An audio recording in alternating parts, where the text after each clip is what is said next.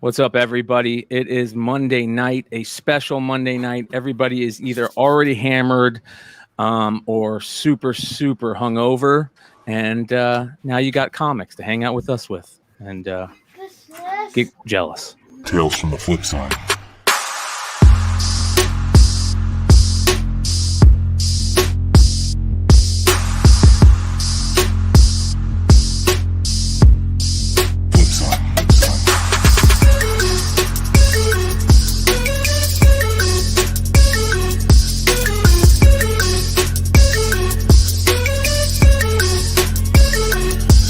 From the Flipside. So we called in the homies. The Hive Crew is with us. We got the CEO, Nico Esquire, and of course, Merthanot, all with us tonight. We got a fun show, just hanging out. And you know what, guys? I gotta talk about a comment that we got on one of our YouTube videos that said, "Man, do you guys must be rich, or do you guys like all own like comic stores? Because man, all these books that you guys show that you own are amazing." It's like, we don't own all these. We wish we owned all these. I wish I owned all these. I definitely don't own all these books, but and it was on, I think, a Golden Age show. So there you go, Dino. Hey, you don't worry about that, man. Okay. Yeah, that's in your underground bunker somewhere. Yeah, dude. I just show like a little bit, just a little savviness over here. But you know, I gotta get the key in the vault and everything. And like, you know, it's like Charles and Heston's like safe. You just open the big bank vault door, and it's like comics for days. Yeah. Well, not only that, our title is literally Memorial Day Bang with fireworks and emojis. Yeah, but I know. I wanted to put a flame emojis. I thought it'd be a little too crazy, but you know, whatever. So John Z got his wish with my parents walking around in the background. He's not even here with us. Like, he was so stoked to see that. Like, and he's not even going to get to see it. Poor dude. And it wasn't even. We're not even 3 minutes in. We're not even 3 minutes in. Everybody's drinking. Listen, that's a joke about the Saturday night show. If you guys don't know, go watch the Saturday night show. They got a really cool drinking game that changes with every show based on what goes on the show. So make sure you guys check out Modern Comic Mayhem. All right, so we've got cookie eating. We've got market report. No, it's not cookie. It's Uncrustable. Jesus. Yeah. Well, it's worse than a Pop-Tart. I will say that. We're the Pop-Tarts, bro. Yeah. So, all right. I get one. I don't have any more of those. Yeah, I can tell.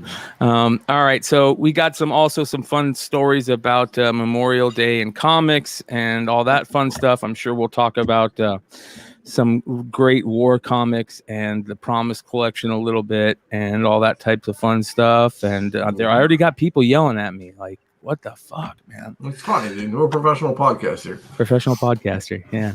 So thanks for everybody that's hanging out with us in the live chat that isn't out drinking.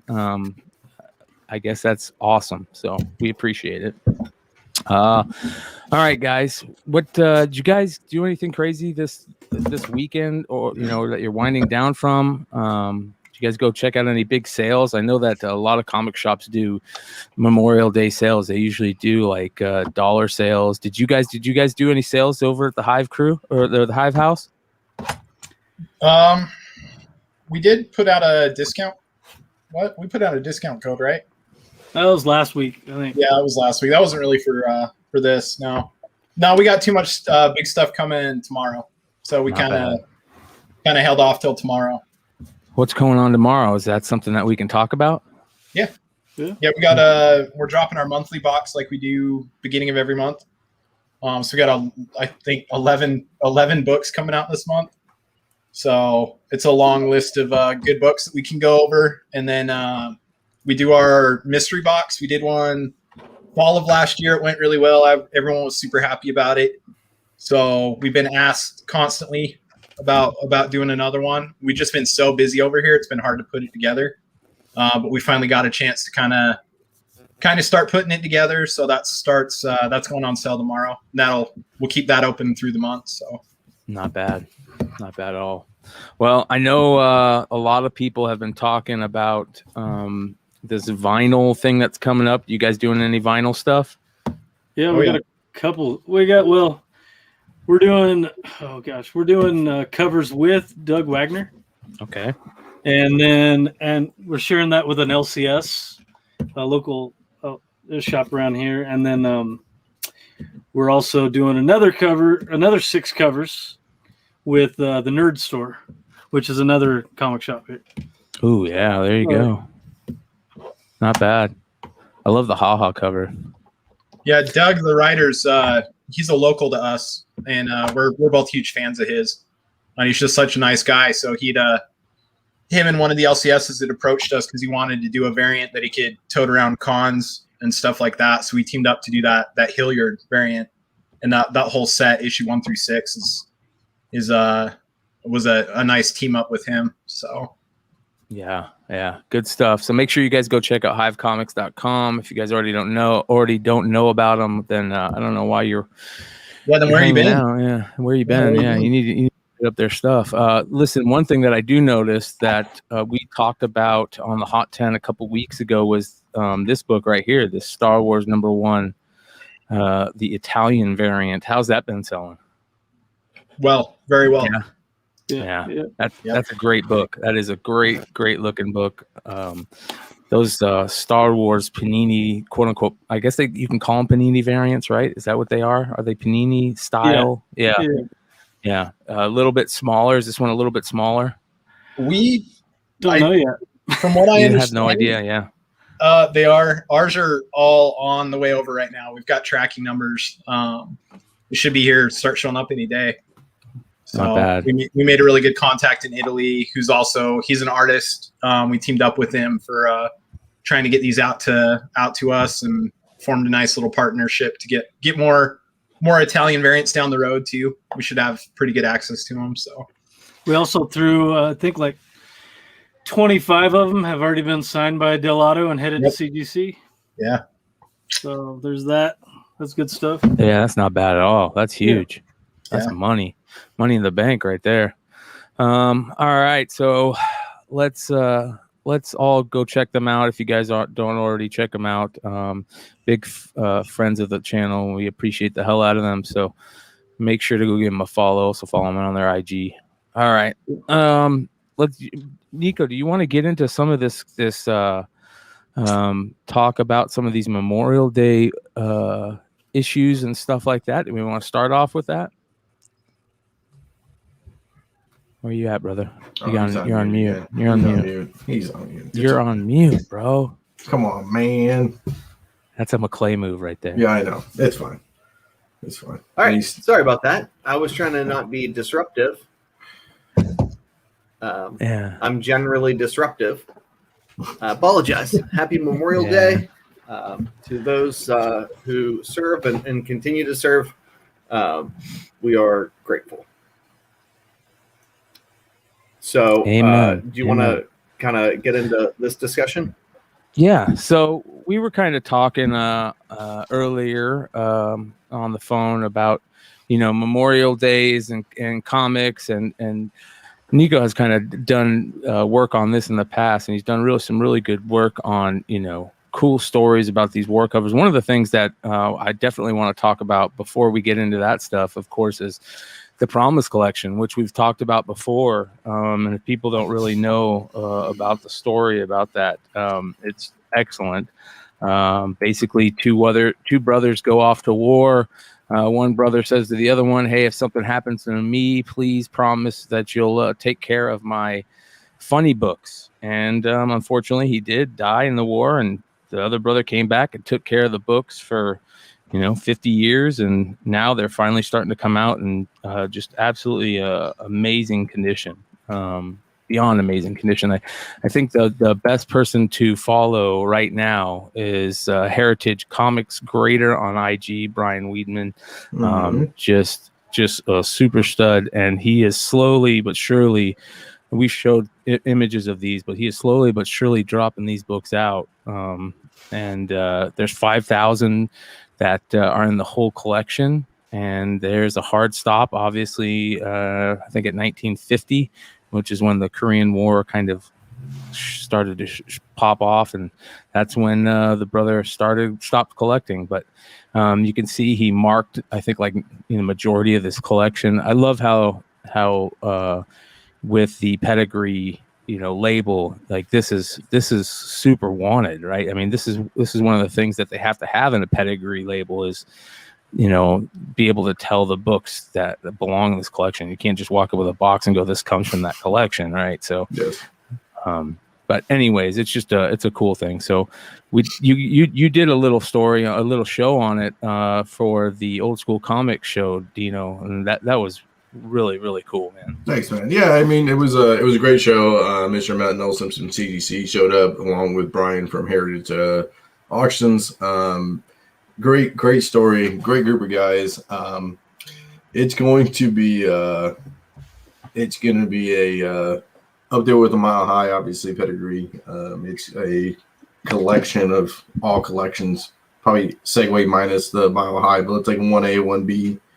It's boy, I can't wait how crazy it's gonna be. I mean, me and Nico even talked about it. I mean, we're talking multi millions of dollars changing hands and life-changing money. So hopefully it goes to the right people. And June 17th through the 19th is when those the first ones are coming up for auction. So and it's going to be interesting when the final. I mean, and it's the first couple. So I mean, they're going to be releasing them every so often during signature series on Heritage for the next year and a half, I think. So, or 18 months, obviously. So it's dope. Yeah, I mean, hopefully I can, someone's asleep and I can grab one, maybe, probably not the, the crazy number ones, but I mean, it'd be cool to have one book out of the 5,000. So we'll see. Well, and are they going to grade all of them? I forget if we asked that question. I believe so. Interesting. I believe so. Interesting. So. Well, they are going to do their best to come on for more shows. Mm-hmm. Every time they start releasing more chunks of it and doing more auctions, they're going to be releasing new books that we don't know are in the collection. So it's going to be really very interesting to see what books are coming. So, all right, some of the other cool things, George, where do you want me to start, brother? Where you at? I think is his. Okay. Here's sort of the deal. I want to. Can you guys hear me? Yeah. Yeah. I hope I'm not lagging. Memorial Day marks the day in 1921 when the remains of 4 unknown soldiers were exhumed from 4 World War I American cemeteries in France.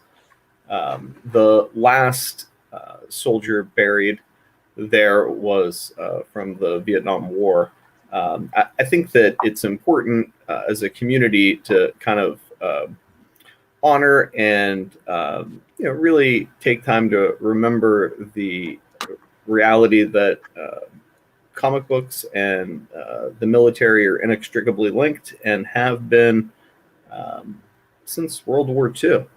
So we, in addition to talking about the Promise collection, wanted to talk a little bit about that. I sent Brian a ton of images and, really just wanted to kind of discuss that with the guys on the channel. I'm not sure what he's got, but we'll let him cue it up. So, you hear a lot of people cry about like, I want politics out of comic books. And I always laugh because I'm like, so about a year before World War II, a couple of Jewish guys came up with this character who punched Hitler in the face. And, for those who are unaware, the headquarters of Timely Comics were the object of a protest by American Nazis. It wasn't just Timely, subsequently Marvel. DC was doing very much the same thing. I think, as far as DC stuff goes, do you have those images? Yeah, this Look magazine is probably as famous as it gets because there's an interior story where Superman snags Stalin and Hitler and takes them to the International Court. The irony is, again, this was before we became allies with the USSR in our war against Nazi Germany. And Joseph Goebbels and the psychopaths over there took real notice of this, right? They were acutely aware that the bad press was harming them, and went out of their way to call Superman a Jew. So the point is, that legacy is continued in a real beautiful way. Those comics started getting packed in care packages, and even up into the Copper Age, we had Mark Jeweler inserts. I was talking with Brian, I think, before the show, that what's super cool about some of these like late Copper comics like ASM 300 and New Mutants 98 is that you couldn't buy the Mark Jeweler variants on military bases in the United States. You had to buy them overseas. They were like international comics that were collected, before Panini. We just didn't know about them until later. So I think that's pretty neat. But these books got stuck in care packages for service members.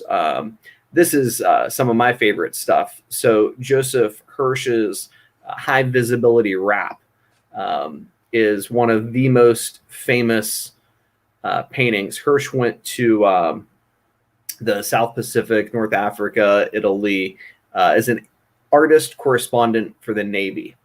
And I think this is his most iconic painting. This is the guy who did the art for Arthur Miller's Death of a Salesman. So the art was first, mass published in Stag magazine, but later gets painted by Jack Kirby. So that I thought that's like one of my all-time favorites. That Foxhole comic, I've had Dino looking for me for about a calendar year, and haven't come up with a copy yet. But in the last, 24 months or so, it's become a super hot golden age as people have started to pay more and more attention to golden age books. Golden age military comics, I should say. How many of the Stag magazines have you guys found? Have you guys ever found any of those? That would be just as cool. I got one. Yeah, I've been looking and I've been looking at about the same time as you've been looking for Foxhole versus the Stag. And I know one person who has one, but he has like a whole set of them. He's like a very old guy who goes to like one of my shows I go to. He says he'd look for me if he had another one, which I highly doubt. But I've been looking for months, years, probably right now. So yeah, that would be something really cool to own. Yeah. Really cool to own. Yeah, and of course, the Unknown Soldier has an iteration in comics. I think of all the DC war properties, and there's a ton of them. I mean, help me out. What the hell is it called? Black Hawk? Yeah, Black Hawk was optioned back in April of 2018 by Steven Spielberg. Of course, Sergeant Rock is just kind of like a staple blue chip character. But for my money, it's this character that I think really potentially has a future on HBO. I think it's a great story, and it kind of lends itself well to the screen. I'm hoping we see something like that. Yeah, that would be cool. I'm a Sergeant Fury fan. That's me. But. Yeah, and then what I want desperately is the John Bernthal story to kind of tell the Chris Kyle esque story. Kind of like a little bit more about his military background. And roll that out into the Punisher like film or Disney Plus series that we've always dreamed of. I think we got real close with that Netflix show. I think Bernhal's the right actor. But when you put like a major, some of the major minds behind it, like Feige and company, I think the sky's the limit. And I think that's an important story for people to really kind of focus on the trauma. I've always thought of Rambo as telling the military Punisher story that never got told, right? Like that First Blood story. Yep. PTSD, all that stuff. Yep. Well, they should definitely keep Berntal as the Punisher. There's no doubt about that. They need to keep, if the rumor is correct that they're keeping those characters, or some of them, if not most of them, it sounds like right now from the rumors, in place, then he's the one that they definitely need to keep, right? Like, he's perfect for that role. He is. Have you guys ever seen the, there's videos on YouTube of him training, tactical training with a weapon, and he's training with a handgun, I think, and then he does it with different celebrities. Like one, he's doing it with Keanu Reeves, I think, or like another one he's doing it with, like, all these different people. He's constantly training that stuff because that's what he's mostly does in the movies and the TV show. He's like a military guy or somebody that has to be good with a gun, so he's constantly training those things, and they're really cool to see, these guys go out there and actually learn how to use a gun instead of like, a video, or a movie how to use a gun, right? Two totally different things. Yeah. So it was pretty dope. All right. Yeah. Well, again, happy Memorial Day for everybody out there. Drink a shot or two or a beer or two to all the people who serve and have served. We appreciate all of you. All right. So another thing about Memorial Days, that weekends that usually happens, I think I've already kind of talked about, are these crazy sales, right? And let me see if I can get rid of this thing. So I talked a little bit about this on Drunken Chat the other night, and I've had a lot of people hit me up about it and ask about it, but I'll share it with you guys. So I think I shared a little bit with you guys. We talked about it on the phone or something. And I went to an estate sale over the weekend, and it was absolutely just crazy. It was another one of those crazy estate sales where, just blows your mind on what you're seeing. And shout out to Colonel Josh, who he's usually in the chat. He's usually watching live with us. He's the one that hit me up. This is Josh right here, giving a nice little portrait with the Wolfman. This guy had so much shit, man. So all this stuff was in the backyard, right? All this was in the backyard. He used to do haunted house stuff, and these are just tubs of the backyard. Now, look at the pool. The pool is fucking nasty, but I'll tell you why here in a little bit. Remember that. All right. So you can see this is all just boxes of like haunted house shit, right? I mean, just people would be going crazy. Certain people I know would be going crazy looking through those things, trying to find cool Halloween shit, like, and they were just full. And the whole backyard is full of them. It's absolutely bonkers. Somebody said that this guy might have done like a haunted house or something, but I'm not sure. I don't know. I have no idea. The crazy thing is that the story goes like this. The guy supposedly lost his wife and his parents around the same time. So he inherited 2 houses that were paid off or something. And the dude fucking kept them. So he had 3 houses. He's living in one. He's got 2 other houses. He uses the 2 other houses as just a storage for all his collectibles, right? Oh. And he does it for 20 years. So this house hasn't been set in 20 years. That's why the pool looks like that. The house inside wasn't bad, but if you looked up at the ceiling, you could see all the leaking from the roof and water damage, that he never cared about for years. So I'll show you guys some of the other craziness here. All right, so this is the inside. Look at all these. He had everything Star Wars. Oh, man. It stopped, obviously, at some point. You can tell where it stopped, right? It stopped right before, like, the Clone Wars stuff. But everything up until that point, and he bought multiples of it. Those were all downstairs. He bought all McFarlane stuff other than sports stuff. He had all the Lord of the Rings, all the band stuff, like everything, right? Let me see here. I'll play this again. And he did Star Trek stuff too. So, and then he had like statues and all kinds of crazy shit, man. So I have a couple things that I did pick up. We'll save those for pickups at the end, but stick around if you guys want to see those. when we got there, the reason that we went is because he originally showed 4 long boxes in the state sale advertisement, right? And here's another one. And so in the estate sale advertisement, there's like a picture of 4 long boxes, and one of them was just full of Star Wars shit. So we get there. There's like 15 people in front of us. They're already lined up at the front door. A guy comes out and he goes, all the McFarlane shit's in the back room. All the Star Wars and Star Trek action figures are front room and this room. The comics are upstairs. The statues are in this room, and the garage is off limits. So we go. As soon as they open the door, the dude in front just runs upstairs and literally grabs the whole long box of Star Wars comics. He just grabs it, right? Smart on his part. I would have done the fucking same thing, right? $3 a piece. I'll just take the whole long box.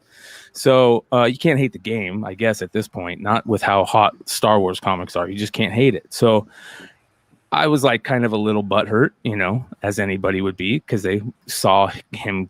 Basically every Star Wars Dark Horse book that's ever been made, he's got in there. I asked him, I go, are you taking all of it? And he's like, yeah. And he puts it into a bin where he's got another like half short box of Star Wars comics. You know what I mean? So I'm like, motherfucker. So I see a short box next to him and it's all Star Wars shit. And I start going through it. And so the other half of it is Star Wars shit. And, I grab it. I'm like, okay, I'm taking this. And I damn well, kind of like gave him like a wink, you know what I mean? Like, look, you forgot this stuff. So there was a whole Tales run. He got most of it. I got like everything but the good shit. But I realized like a lot of it is good shit. And we'll talk about that later. I got the first appearance of Dirge. I got that like whole Republic run from like 40 to 60. I got the Empire run that they did, and then just a bunch of other mishmash. But the cool shit was the toy stuff, right? The toy stuff is just, they had Spawn stuff. They had all like the Star Wars Unleashed stuff. They had literally everything, man. There was, you remember that movie Legend with the badass devil character? Tom Cruise and and Timothy. What's the dude that played it? Yeah. Tim Curry? Tim Curry, yeah. Tim Curry, yeah. So they had that Tim Curry character in a bus that was massive, and somebody grabbed it immediately. But I mean, it was so cool. They had Ninja Turtles figures, the original Ninja Turtles figures, but the Star Trek versions still carded. You know what I mean? It was just bonkers, and they were selling them for about half. Everything was about half the going rate, the last sale on eBay, depending on like how nice it was. But everything was super nice, But so most of the figures were like $5 a pop. I did score a couple decent good figures I'll talk about in pickups, but these are the type of things that just blow you away. And shout out to Josh, who hit me up literally the night before, like, hey, I just noticed this. Like, check it out. Fuck yeah, let's go. It was right where I grew up, in the neighborhood I grew up, which was even crazier. So the crazy thing is this is only one house. There's a whole nother house, and the entire garage was full of shit. He opened the garage door for me just to let me look, and literally there's like a full TARDIS in there, and then everything else floor to ceiling in boxes. And he's like, we have it like everything, and there's a full nother house. So they're going to do a couple more sales, I guess, next month. They're thinking, and then the following month. But he said everything is there. So some other things they did have were the 1/6 scale. Who's the really expensive statue company that does the 1/6 scale? Sideshow Collectibles. Sideshow, you got it. Yep, they had the 1/6 scale Sideshow, all the like clone troopers. They had Thrawn.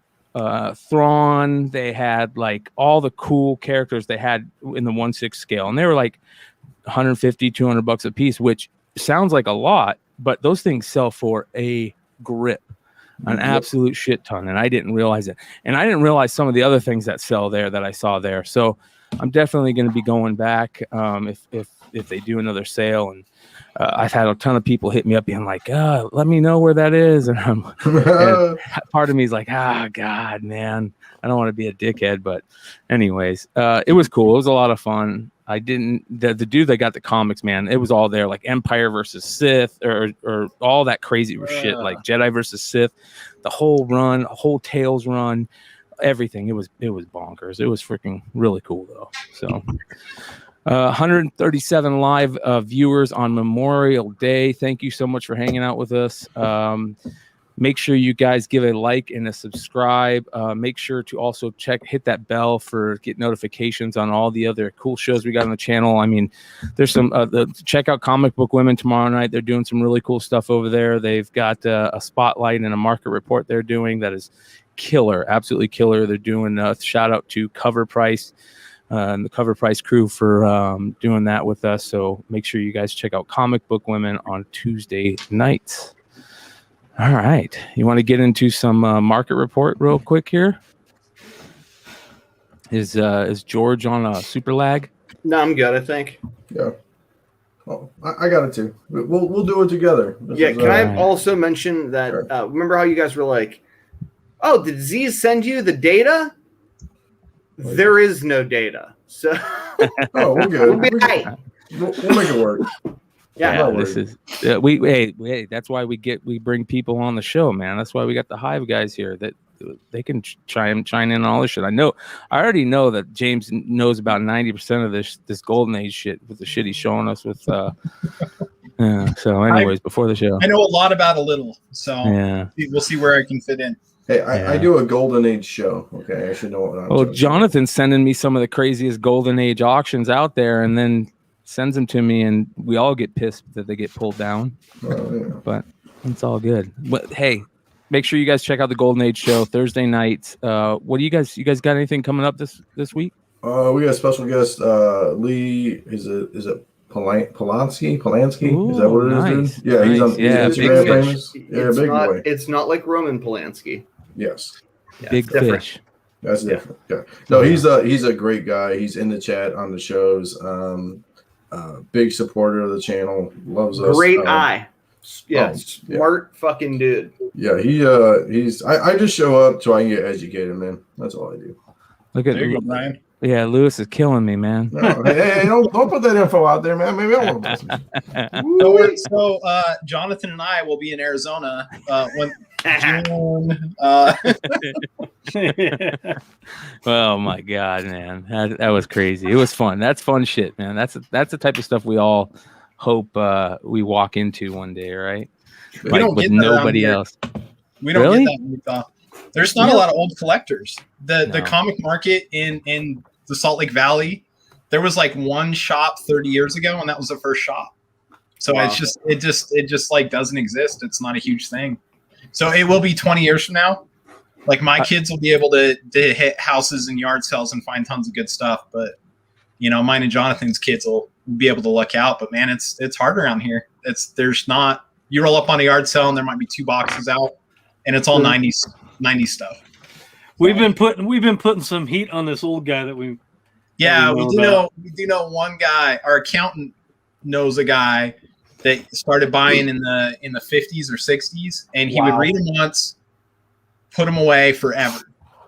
And so you're talking early Spiderman, early, like a lot of early books from the 50s and 60s. And so he's reached out to him and said that we're interested, but we've been going that route for 8 months and nothing's come of it yet, but we're going to keep working at it. We'll get there. We'll get there. Yeah. Well, it looks like they need a closer. I mean, yeah, this guy will close for you. We'll fly you down. We'll fly you down. I'll do it, dude. All day. All right. I'll be right back, guys. Okay. So let me since Z left us, I will do this for you. Okay, so we're gonna run down a market report. I think we're gonna start with Golden Age and just do it through the years. First book, Black Cat 50. Woo! Not the greatest condition. 44 bids. Somebody fucking stole this book, and you are not willing to accept that. I am not. Yeah, we talked about that. Yeah, well, fucking trust me, they stole it. Ask DS if they stole it. Well, okay. So we'll talk about this. Since we know the numbers, it's okay. So $2,600. We were thinking it's around a $3,500 $3,500 book, so that's about 60% of market value. I mean, No. It was a $3,500 book a year ago. Okay. Right? Like No. that it saw zero escalation. And in fact, I mean, so in defense of the idiots like myself who failed to bid this book up, spine's completely split. It just doesn't matter with Black Cat 50. People just want a copy. I just want a copy. If I would have had any concept that this book was going to end at this number, I'd have freaking bought it. I think the two boys from Hive probably would have done the same thing. See the nods? Yeah. We fucked up. Well, I thought, dude, I legitimately, if you'd have told me this thing was going to end at like $8,000-$9,000, I'd have been like, fine. why didn't you put it on your watch list then? I did. I just didn't fucking pay attention, dude. I didn't pay attention. No, I legitimately, I had auctions ending, and the money was kind of pouring in. Look at all these guys now. Other Look at all these guys now. It's like, oh, look at all these guys stolen. It's a complete steal. Blah blah. Okay, blah, blah, blah. They're with Okay, me. guess I'm wrong. I don't know anything. All right. Okay. No, I mean honestly, like you said, what a couple years ago you could find a couple of them here and there. Now it's become ghosts, just like this next book. Chambers of Chills, 19. I don't know if I'd say it's been a ghost. They've been fucking coming to market, but this what do you this think is this better is? quality. Yeah, I mean, What do we think this is? 4.5? A 5.5 just sold for $12,500 about a month ago. I would say, yeah. It's a 4.5 market. Yeah, that's what I would say to you, right? Four at a low day, 5 at a high day, right? I mean, something in there. I'm a prick when I'm a buyer. If I'm a seller, it's a 5 all day. Yeah, I know. Yeah. It's a 3.5 when you're a buyer and a 5 when you sell it. $7,945 for Chambers of Chills 19. On Fire, one of the other iconic books of the pre-Cold War era. So with that book, we got the next book, which is number 23. That's just been on fire lately. This book used to be pennies compared to that book, obviously, but it's starting to join a big market. It's about to close the gap. Let's just say it that way. So Chambers of Chills, 23, $2,025. So in a GD condition, so good. But, yeah. That's a book good looking presents book. well. Yeah, it presents well. Yeah, it presents well. I think they undergraded it. They were conservative in their grading. I think again a steal. I didn't look at that auction too close. I thought it was going to go a little bit higher. I think congratulations to the buyer. There's opportunity in the golden age market. Hey, stop saying that to people. Yeah, you're fucking killing me. It's like Dino's trying to deceive, and I'm just trying so he can buy, and I'm just trying to be honest. No, it's fine. No, it's fine.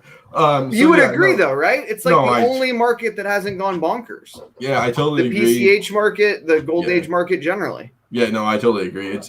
It's weird. Golden age is one of those things where you just sit on it, but you got this. It's like coins, or it's like metals. It's like you sit on it for a long time and forget about you have it in a closet somewhere, and then all of a sudden you unload it 10 years later for quadruple the amount you bought it for. Haunted Thrills 13, very good plus, $692.90. Obviously skull cover, so that's it's iconic. I mean, I don't know what minor repair means. Yeah, there's two. There's a pretty nice skull cover up on eBay right now. Oh boy. Strange Mysteries. Yeah. Yep. Yeah. What was the minor repair, George?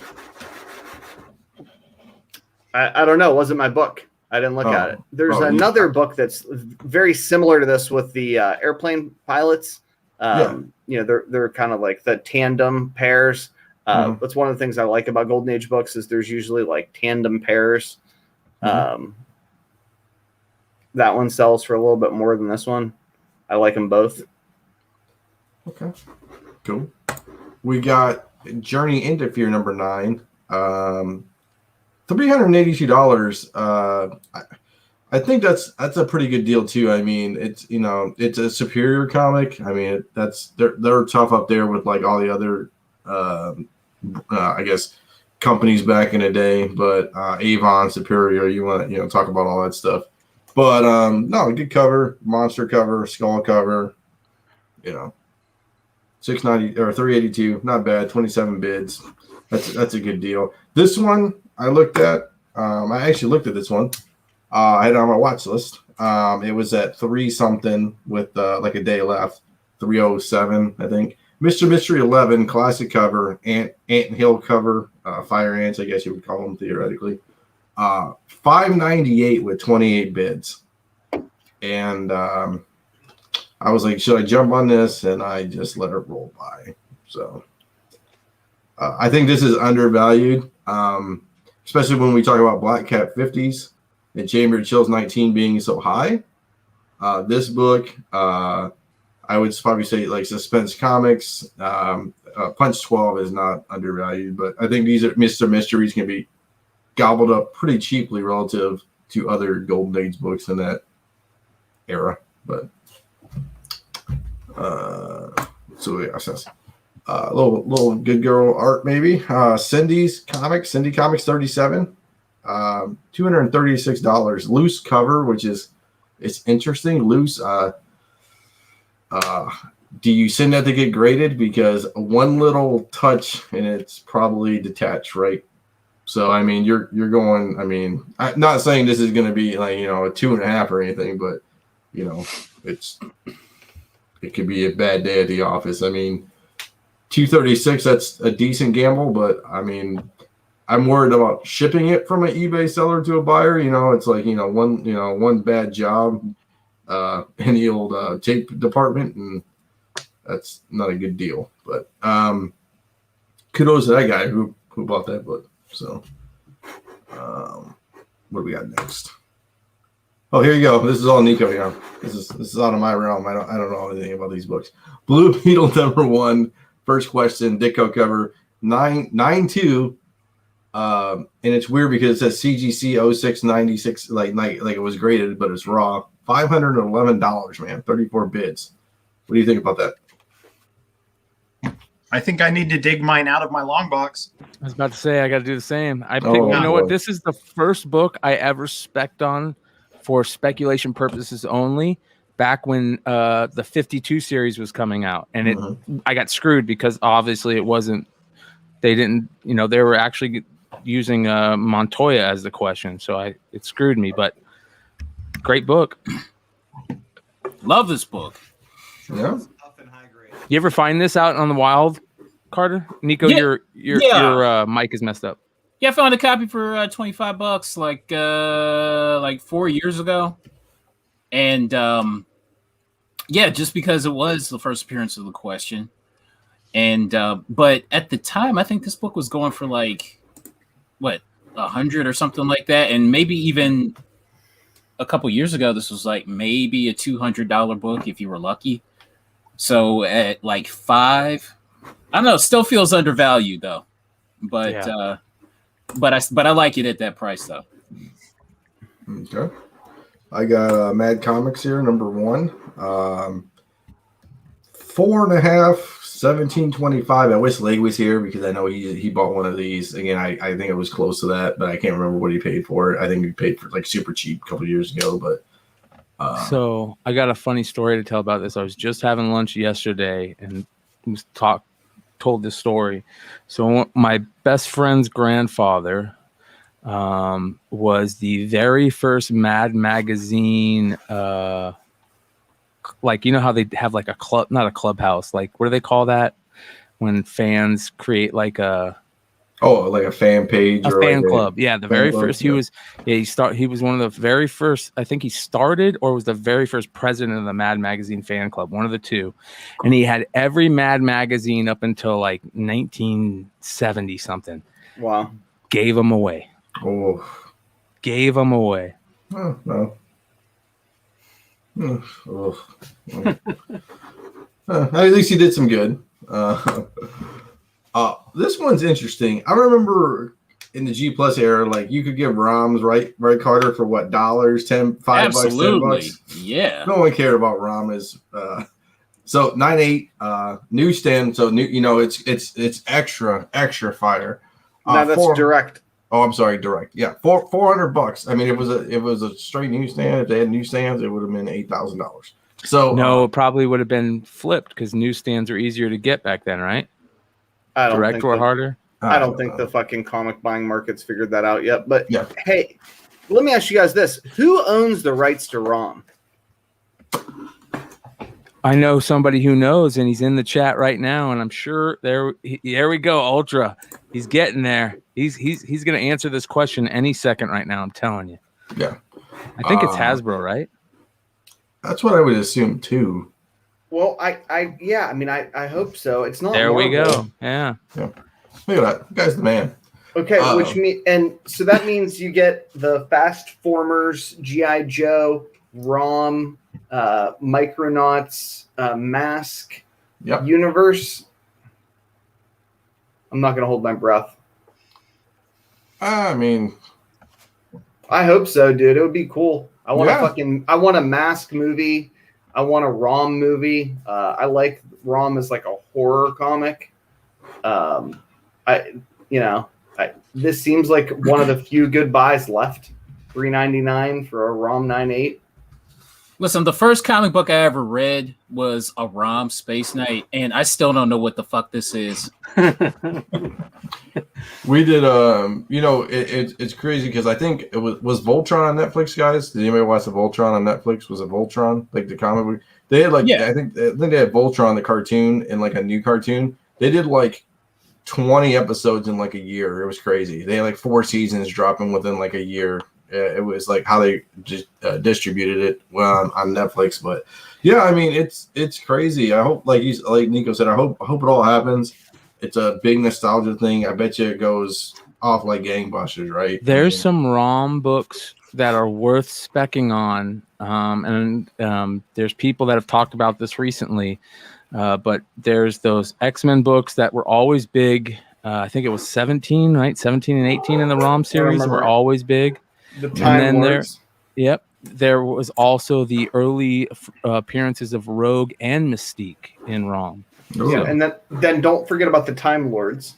Yep. Second row. Look at this. This crazy stuff. I mean, 31 and 32. Look at this. It's funny. Our chat just knows everything about ROM. It's funny. It's funny. I didn't think our chat would be ROM people, but I guess they are. Here's another one. Everybody could have found for $1. Alpha Flight #1 is about a truckload. CGC 9H for $286.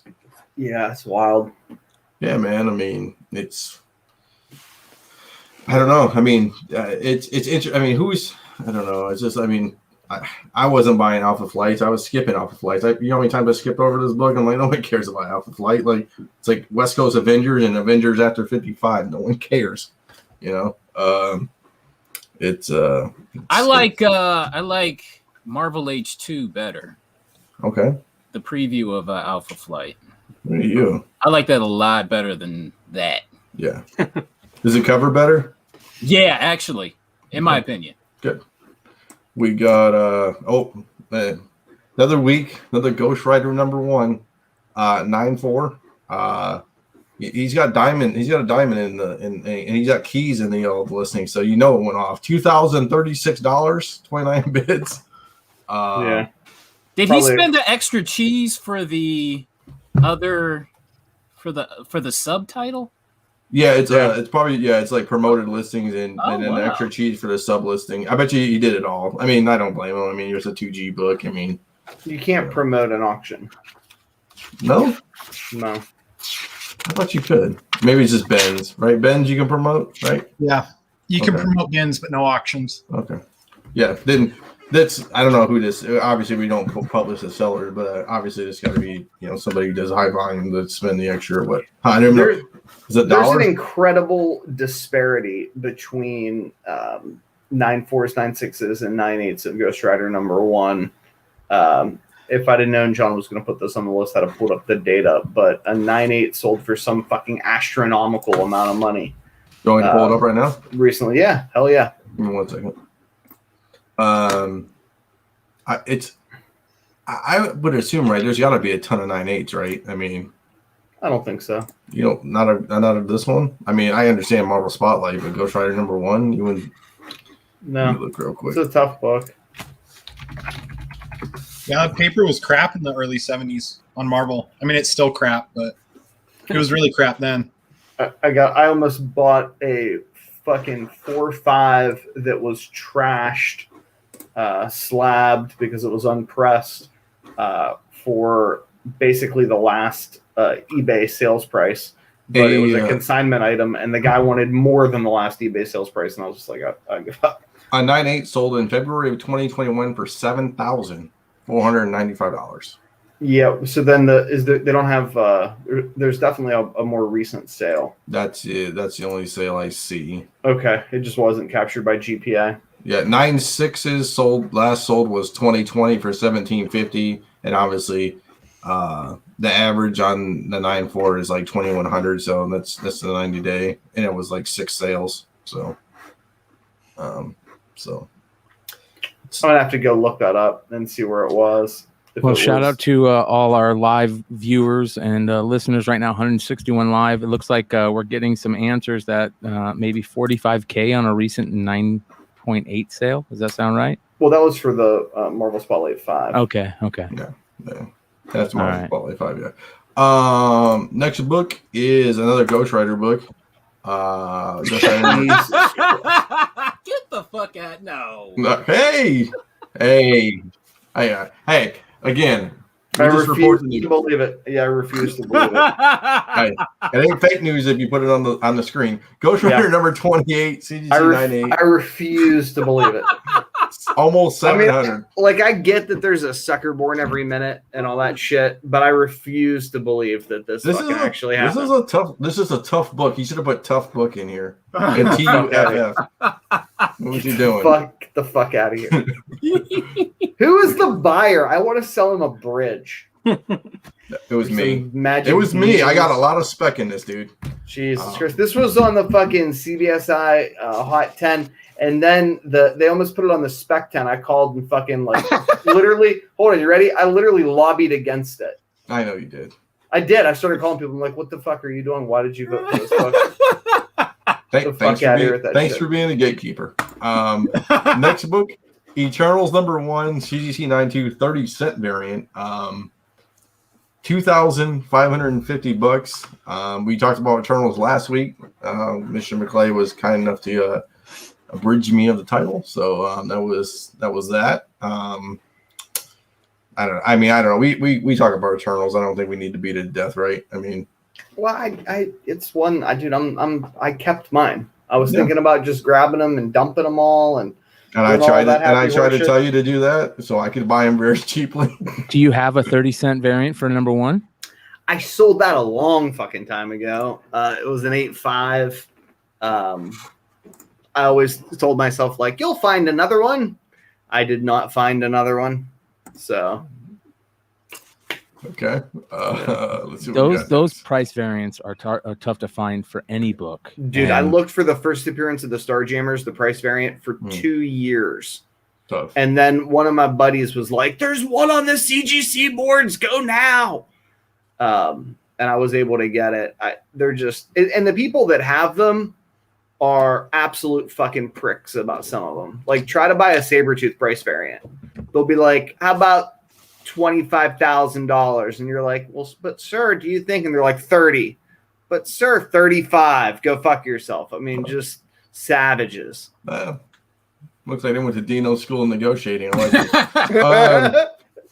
it. Amazing Spider-Man 361, 4 cherries, CGC 98. 11:30, man. Fuck, we're gonna be calling that a bargain here soon. Yeah. Who'd ever guessed? God damn. Yeah, I mean, Jesus. I guess let's talk about the Venom trailer drop for a second. We'll kind of pause the market report. I'm on the fence of it being not good. I think it's going to be campy. Do you think it's going to? I mean, I understand the Venom 1 was just cool and it was kind of laughable, but this is super campy to me. But I mean, that's just from the trailer. Again, I just looking at the trailer, it looks super campy and I don't know. You know what I took from that? Because I agree.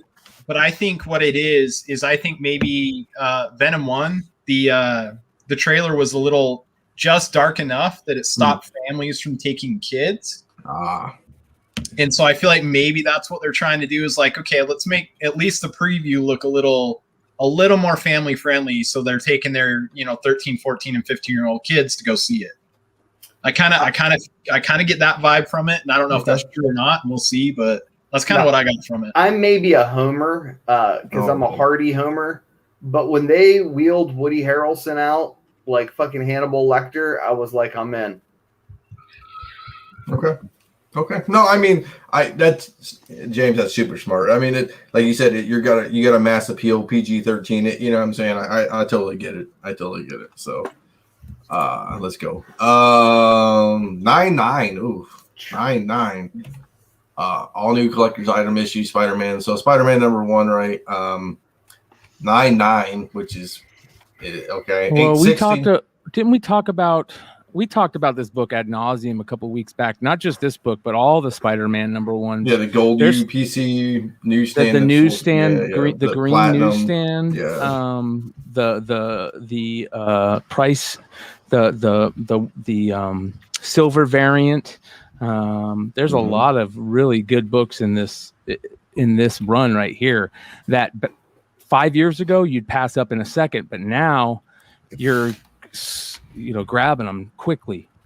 So Shit. all these different variants on this. We gave a few of those away too. Oh boy.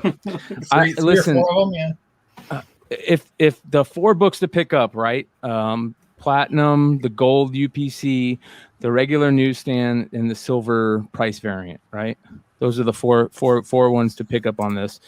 Anytime you see them, even for cheap enough, those gold and silver ones are, if you can get them slabbed, they're still great. And this is, to me, one of the few books that I'm not sick of homaging because I love this cover. I think we all grew up in the time where this cover was just fucking the most amazing Spider-Man image I had ever seen at that point. And it's a great homage. It's one of the few homage covers that I'll still sometimes, look at and go, man, I'm not tired of it. I know some people are really fucking tired of it. But my bad is I just sold my platinum variant a couple months ago. Yeah. Oh, that's okay. It was the book when we were kids, though, right? Mm-hmm. Here we go. Here's a 10, silver edition, $5,600. So, bang. We'll go to the next one here. Hey, look at that! Miles Morales, Fiona Staples, 1 in 50, $2,025. Probably stuck at that forever. I'll probably never get a break on that book ever again. Do you think it's undervalued since you have 4 variants or 12? I don't think anybody wants to hear what I think about Ultimate Fallout 4 A covers or variants. Okay. I think you're all fucking insane for how much you pay for fucking all of that shit. It's the price. Well, they're legitimately the price that I dreamed they would be at if there was a live action movie done well with Childish Gambino playing his fucking uncle, the Prowler. Yeah. I was like, and then this book could be this amount. Well, and it's fucking that amount today. So I clearly I don't have any good instincts on that shit at all. So someone got one for $1. I mean, what? A UF1. A UF4. No, nobody's that good. No one's that good. No. We'll save that. Maybe we'll save that for later in the show. Hey, you mean all his YouTube haters? You say, yeah, he just pulled that book out of a bin he bought 6 years ago. Okay. Let's see what we got. The Witcher #1, $294 for a 9.8. Second season. I think it's coming soon. If I remember correctly. I think that's low. I think it's low too. I think video game covers are tough, especially especially if they come with games and stuff like that. Like Last of Us, we talked about it. Uncharted's another good one. I mean, the Hughes Uncharted cover, Witcher, Halo is another one. Dude, raw copies of this book right now, or I shouldn't say right now. I don't know. A while ago, were fucking dirt cheap. Yep. I mean, just dirt cheap. Under $40, I think. And again, it's a Dark Horse book, which it's probably been in the dollar bins way back. You know what I'm saying? Like no one cared about that book. I mean, I like that everybody on the channel and all of our friends are just as fucking whacked about comics. You know what I mean? Like Jonathan's like, I too observed that rando fucking book was $20 or $30 or whatever on eBay a while ago. You know what I mean? I grabbed a couple. I got a couple 9/8s. I'm waiting. Nice. Waiting to get. Yeah.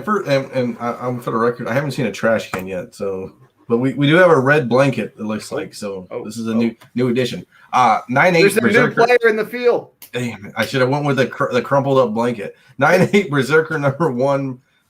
Myers 1 in 1000 signed by Keanu Reeves. 25.50. Which what was Hive guys? What was the buy-in back in the day? Does anybody remember Berserker 1? The when Keanu signed it, what was it? I think it peaked at like 3,200. Okay. I think it was higher than that, like 35, 36. Yeah, it might have been 35. Like right out the gate. Gate. What was your buy-in? Right? A lot. Yeah. Ouch. We unfortunately ended up with the loan at 9.4 on the census. Oh, get the fuck out of here. Jesus. Up there on the wall. Yeah. It was oh boy. What the fuck? Oh, That's a fate worse than that fucking disease where like your bones like stiffen up and you can't move. Yeah, bro. We're gonna figure out a way to get Keanu to hang out with you guys with what's his face? Who's your celebrity friend, Jonathan? Post Malone. Yeah. Oh boy. We can get him and Keanu. Oh and man, James and Jonathan. Post Malone, he's got this concert coming in Utah, and he named it Hive. No shit. Yes. Oh, nice. No shit. Oh, when is it? I'll find out for you. Fuck, if I can finagle my way there, dude, I'll be there. My wife is the biggest Post Malone fan on the planet. It's insane. So nice. I had this next book. I sold it because I couldn't give it away. I sold it for a prompt of $350 or $60 back like 3 years ago. Right, so this was the best offer accepted. This is one he did send me notes about. And I think it was $12.50. I sold a 9/8 for $365, so I feel very good about myself. CGC 90. $1,200. Yeah, it's a print run of 100. Yeah, dude. So this is C2E2 back in the day. This was 2017 C2E2 give it like a con variant, I guess you would call it, right, Nico? Like a con variant. Exclusive. Absolutely. And Hebrew Brantley is, I mean, we're talking major cult following, just an icon. Yeah. So I felt I sat on that book and I'm like, it's not doing anything. And my friend, our lovely up. Oh. Didn't pay yet. He said Rob and I must have the same buyers. Yeah. One of our mutual friends told me that this was happening and this is happening. I didn't hear anything forever, and I was like, screw it, and I just left it and I just let it go, and I feel ashamed. I feel ashamed. Here we go. Donnie Cates, Atomic Hawk #098, 1 of 11, I guess, on the census. I'd probably pass this book a million times if I saw it. You know who hit me up about this? Jesse James. Jesse James. It's like, why the hell am I selling so many of these books? And I'm like, he just got off. You can't fucking pass him up because he had his own variant too. Their magazine. Mm-hmm. Oh, I didn't know that. They're magazine size. They're hard to fucking miss. Okay. Yeah. I would. It's a cool cover, but I don't know if I would associate Donnie Cates with this. And I don't know. I got a few of them, but you can get them pretty cheap raw. Absolutely. I still find them in the wild. Yeah. Oh, do you? Magazine boxes are where good shit lives. That's where the cobwebs are. Next book is point God 1. Damn. I have one of these actually. Point 1, I don't have it in 9/8, but I do have one in a box somewhere I can get graded. Point 1, First New Nova, $305, man. I bought her for like $10, I think, or $15. Is that the variant? What's going on? No, it's a regular cover. No, it's not. No, wow, yeah. Okay. I wish I owned this art. Keep that great shit. art. Yeah. It's a great cover, but that's wild, dude. Now, all kidding aside, obviously those .1s are tough 9/8s.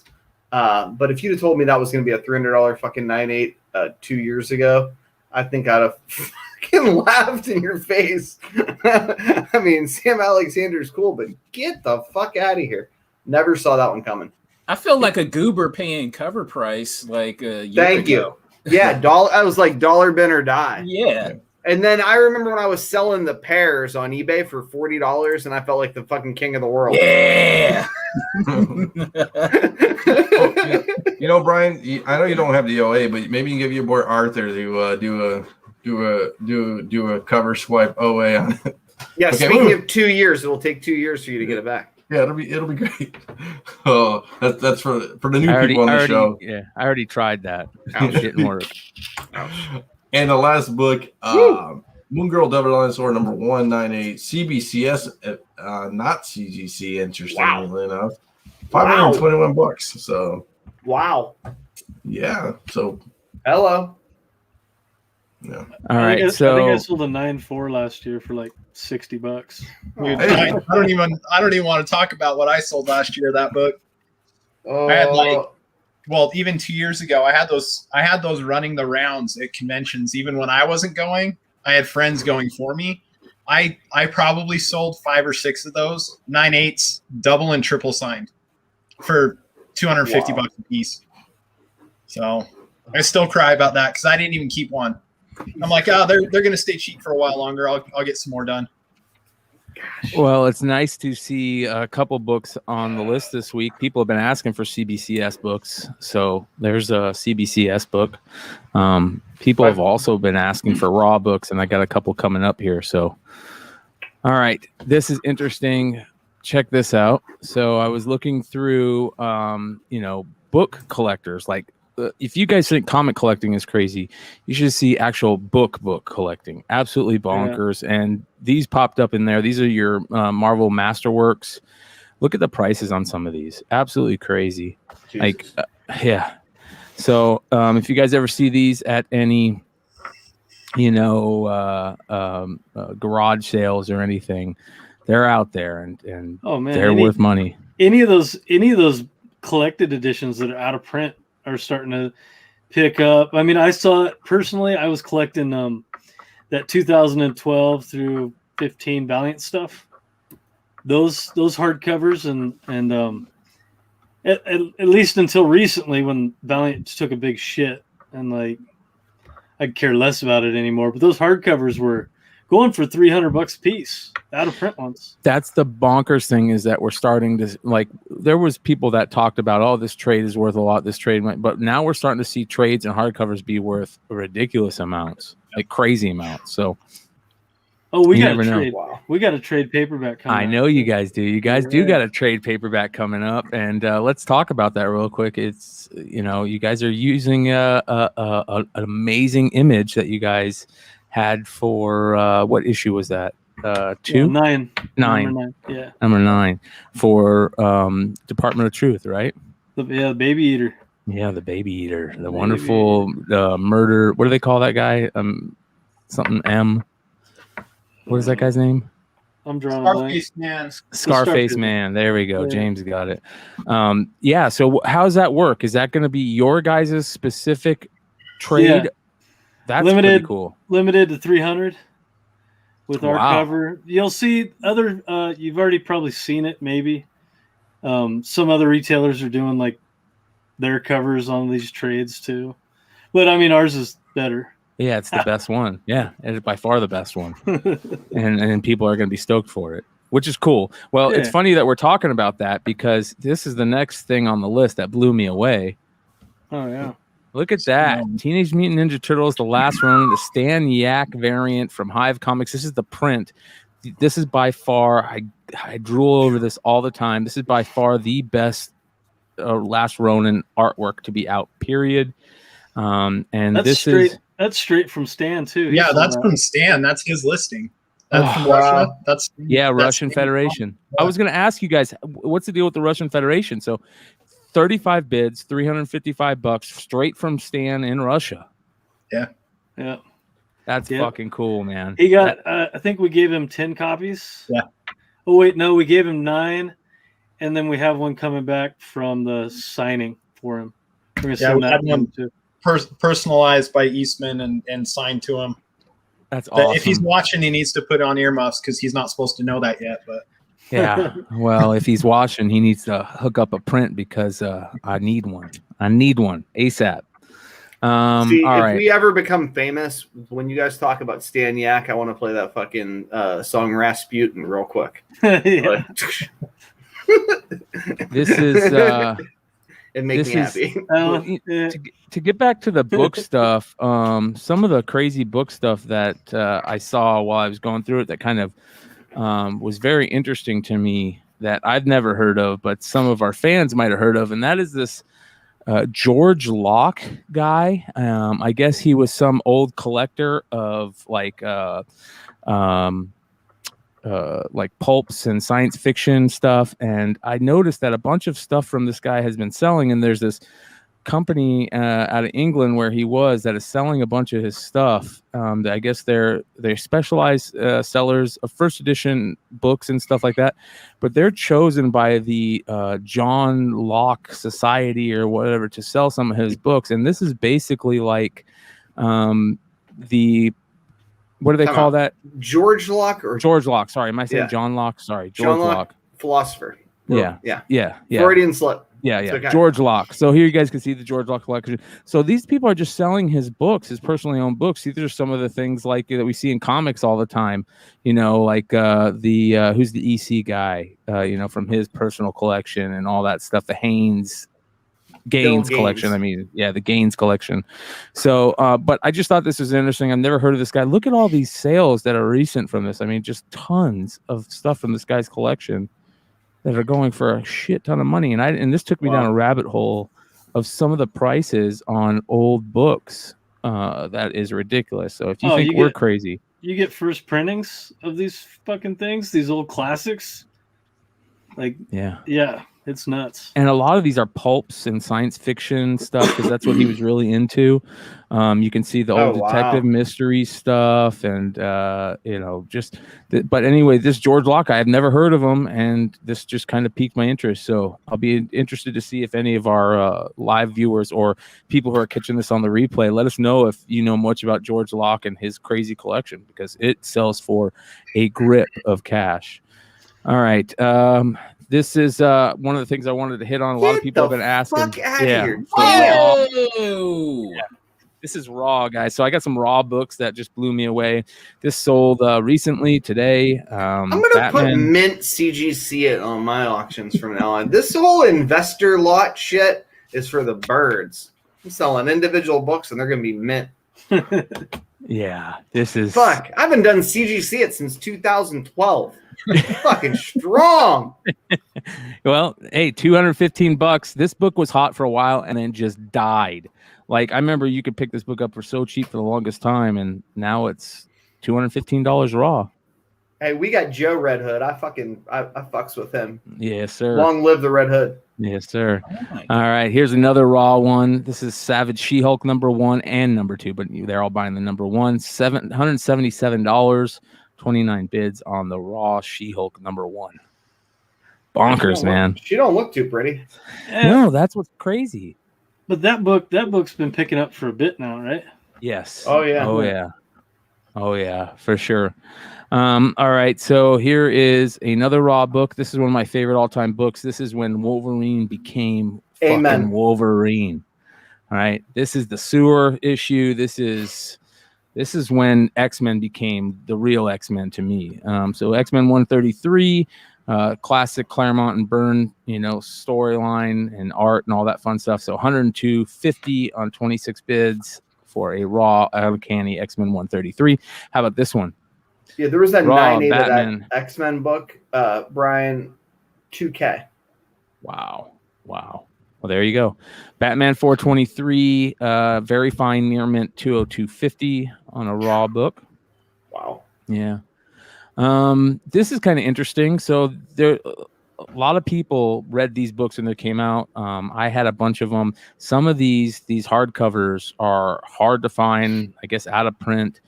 And here you go, $102 for this Heart of the Jedi hardcover. Pretty damn cool. All right, so there's some other crazy things. Let's do this. Let me see here. So some of the stuff that I saw that was interesting was this. They called this a variant, and I've never heard of this. Supposedly, this is a Superman number 54 from 1948. This is my dude's listing. Is it really? I've never heard of this. My local comic shop. He's like, he was asking me to fucking find out info about it. And I was like, oh, I got a Golden Age guy. I'll ask him. And then I forgot because I'm an asshole. Well, he writes Kodak film variant. And I guess the regular 54s don't have a Kodak advertisement in the front. Is that? Yeah. How wild is that? That is absolutely bonkers. So for those of you guys, your Superman, you Golden Age guys, here is a new book to go search. Or you can go. Like his hat.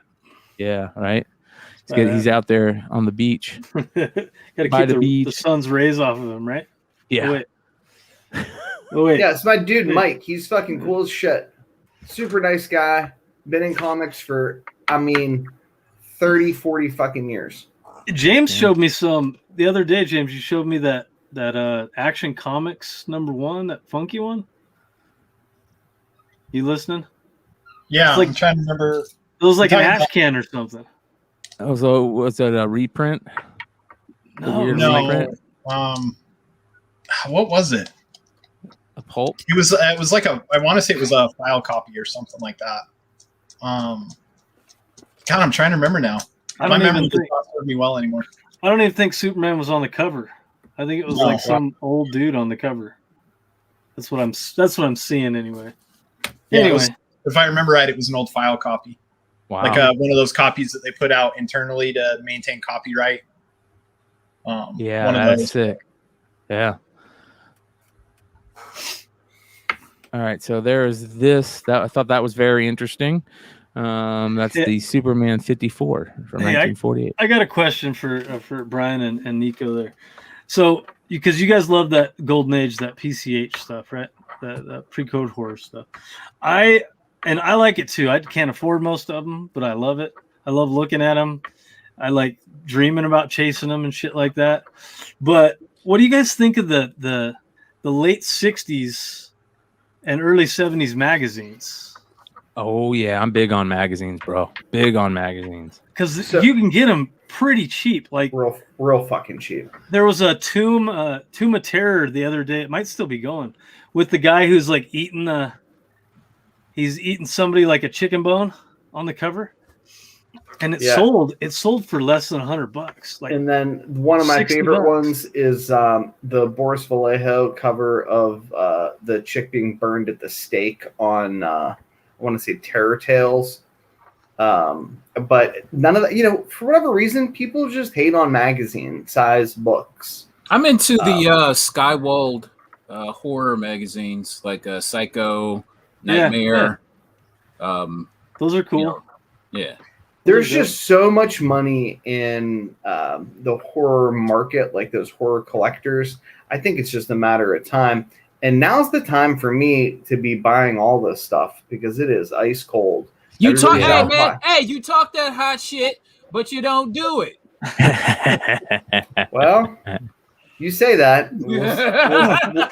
We'll see what I'm buying. We'll see what I'm buying. Yeah, some of these are great. Have you seen the old Meat Grinder cover?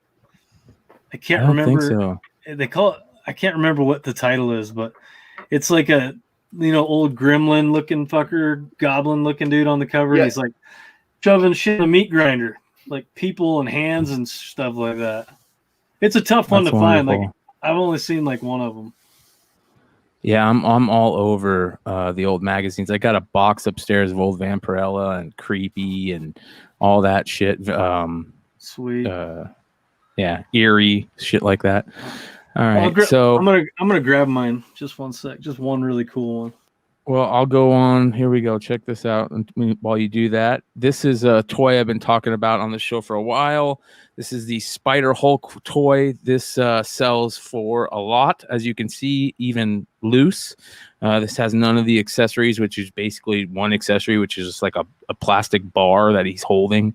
But this is one of the greatest all-time figures they ever made. All the like fingers like can move in multiple point, and like they're badass. So $107 loose. They sell for, I've seen them sell for as much as $250 loose. So all right, let's see what did you grab that? Check this out. Let's see what we got. Oh yeah, I'm all about that shit. That's dope. I can't hear you for some reason. Can you hear me now? Yeah, I muted it. There's another pretty dope. Yeah. Taking the heads off and putting them on. This one's a good decapitation cover too. Oh yeah. I'd be buying those up all day, every day. And then there's look at that. What is that? That's that a tomahawk one you showed me. Yeah. Yep. Donny Cates stuff. But yeah, I like those magazines, but I never hear anybody talking about them. Nope. Which could be good for me, I guess. Yeah. All right, so here's something interesting getting into the Star Wars stuff. We talked about a couple figures last week. We talked about this figure right here in the bottom right and the figure in the top left. Well, this is the Power of the Force set, I think, with the coins, if I remember correctly. You can see here a lot of 6 of them carded, sold for $22,333, which is crazy. Let's get into some of the other crazy stuff. How about this? These are, they're called dreadful things. Is that what it says? I think, or readful things. I'm not sure. Yeah, readful things. Yeah. And I've never seen these, but they have one that I'm about to show you that is fucking amazing. But look at the prices on these things. $900. Are these handmade? I don't know. I don't know anything about them. I'll admit that, but they have probably one of the coolest figures that you guys will ever see, that sold for $820 this week. Look at that. Look at this one right here. Boom. Patrick Bateman from American Psycho, one of the all-time greatest movies ever made, in my opinion. Top 10 by far. One of the all-time greatest characters ever created. The book is 10 times worse than the movie, but absolutely amazing movie. And one of my favorite things is the director is a female director, which makes it even better, so nobody can shit on it. But really cool figure. 36 bids, $820 for the Readful Things Patrick Bateman American Psycho figure. Yeah. All right, so here's some cool stuff. This is Magic the Gathering stuff. This sold for $3,250. Somebody put up an old Magic the Gathering collection lot, and people jumped at it. There was 57 bids on this. This is the type of stuff that I think that you might be able to still make money off of if if you can look in there and see something, notice something. We all know how that works, but Magic the Gathering, old school collection for $3,000. Here is another one. So when I went to that, place to look at the Star Wars. Do you want to look at that? Can I show you that book that I think Jonathan will love? And it's Weird Tales of the Macabre 2. It's absolutely worth your time. You can find them on eBay. They're not that expensive. I'd like to get a 9.8. Never found one. Can't fucking buy one. There you go. Oh yeah. Yeah, it's a Boris painting. A lot of these magazines, like the Stag magazine before it, have legit $1 million artwork. You know what I mean? Multi-million, priceless artwork that they first publish on magazines. That one's one of my favorites, and it pops. That's a kind of a shitty picture of what it looks like in real life. But anyway, sorry to interrupt. I was talking about the Star Wars books that I got, and I got a bunch of Star Wars Tales ones, so it made me to go look up some of the prices of the Star Wars Tales stuff. And these are raw, recently sold. Look at some of these prices. So the 24 is a big book, but most people don't like this cover. This book sold raw for $117. The 23, there's the photo cover and this cover. I like this cover better. This one sold for $315. But some of the other ones you can get still cheap. But look at some of the prices on some of the other ones: $60 raw, $44 raw, $83 for the Boba Fett book. These I picked up a bunch of these. But here's one that me and George talked about that I don't think people are really talking much about, and you can get them for cheap. Yeah, because they don't know what it is. Yeah, so this is this sold for $15, and this is the B cover to Star Wars Tales number 14. They usually did a B cover that was a photo cover, and they did this awesome Apocalypse Now homage for Apocalypse Endor, which is the battle line Endor. Or what? It is. It's fucking amazing, man. And these books are so hard to get in high grade, yet alone find. But what a great book that you could still find super cheap. See this one just sold for $15.50. How cool would a newsstand of that be? Oh yeah, man. Good fucking luck. Yeah. So I thought that was really fucking cool. But you can see some of the other prices, like the photo variant for the number 13, which is the Mace Windu. So it sells for $50. Just really crazy. But some of these covers are exceptional. Well, and how about the awesome stories? Like they do the fucking like great Stormtrooper. Garth Ennis Stormtrooper story, yeah. So this is one that people sleep on so much and that have such a hard time finding. And whoever got it for $54 got a really good deal on this because it looks to be in good condition. But I once passed up a newsstand for $100. Now I'll never forgive myself. It was before all the Star Wars shit went bonkers, but I was like, I should do this. I'm never going to see this again. And it was minty, and now I'll never see it again. Yeah. And this is even the regular cover to this number 9. This is the photo cover to number 9. Number 9 is just Darth Maul itself, but it's a really good one. But these are all good. I mean, just really, really good books that you can't. I mean, the number 7 sells for $100 raw, both covers. Well, here's the thing: when this all the Star Wars stuff started, the Tales books were like that's what everybody wanted. They were like, "This is it. These are the best stories. This is going to be that classic run," and then it just fell off. You know what I mean? And it's never gotten traction ever since. But I think like as we become more mature with the Star Wars stuff, and it's not just like a handful of inarticulate geeks and a bunch of people who don't give a shit about Star Wars, kind of like battling with one another. And, the TV shows start to come and the sort of Star Wars comic community becomes more mature, that these Tales books are what people are going to want. I think anytime somebody is dumb enough to put up a run of them, it's something that people should be trying to make a play on.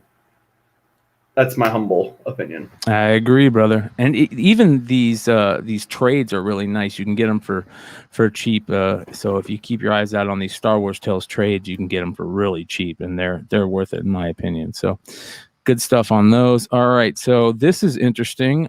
We talk about what Spawn collections should be worth and this and that, and another Spawn collection sold on eBay, 1 through 142, a full run plus extras. And I think somebody got a fucking deal on this. If it is a full run and the extras are pretty good, $1,000 is not bad, right? I mean, well, maybe half the run that they want is up to 200 is not there. So those books, 150 through 200 are super expensive, right? So, but hey, 1 through 142 plus some extras sold for $1,058, and then.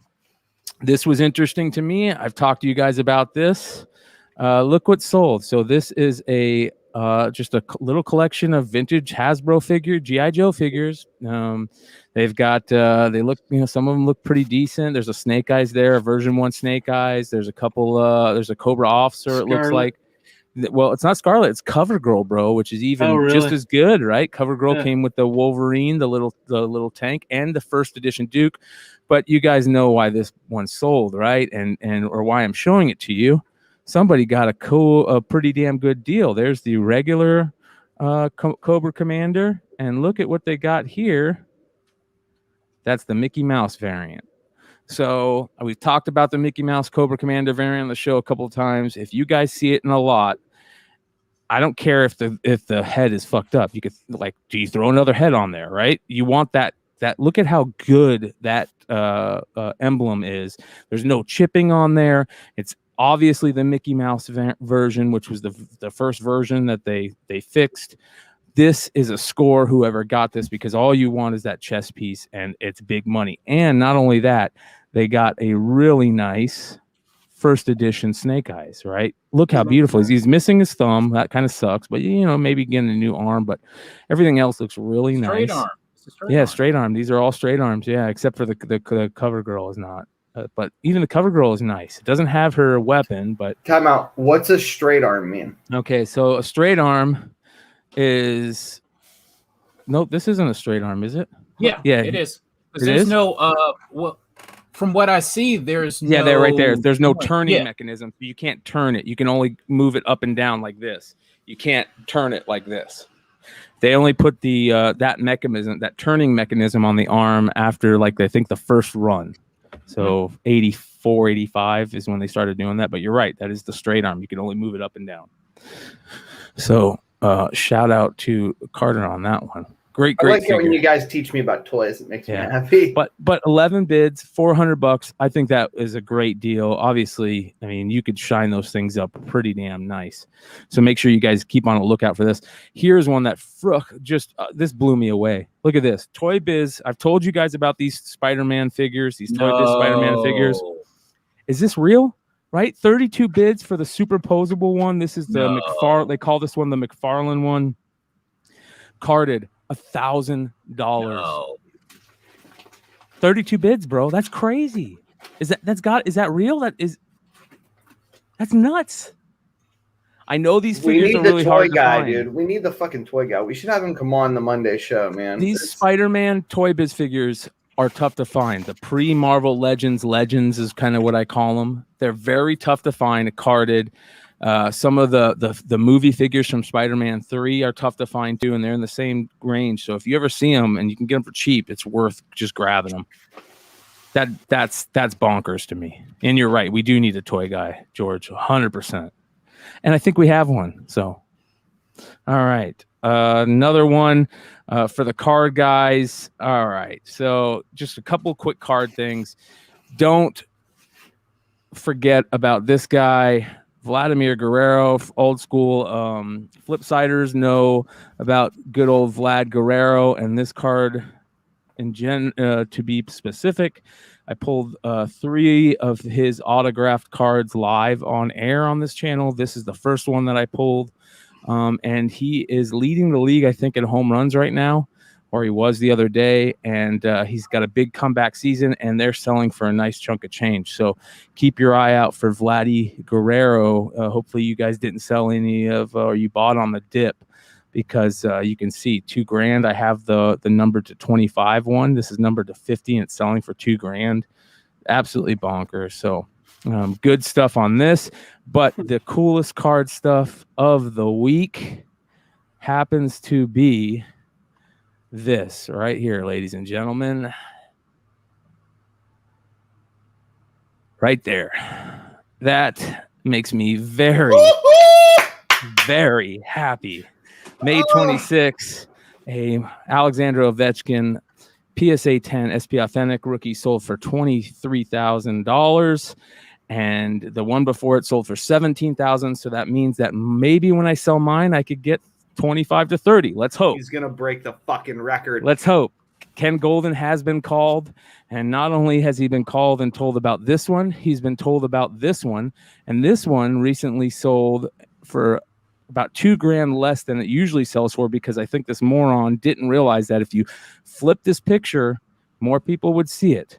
So I also have this card, a 9. Mine's a 9.0, I think. It's either a 9.5 or 9.0. I got to go find it. But $8,000 for a 9.5 usually sells in between 10 and 12. But I think if this guy would have known and flipped it, he could have made a couple more grand on it. But I'll be surprised if are you really gonna go to Sydney now when he's ice cold? Here's the thing, and that's ladies and gentlemen, that's a market report. Here's the thing, George.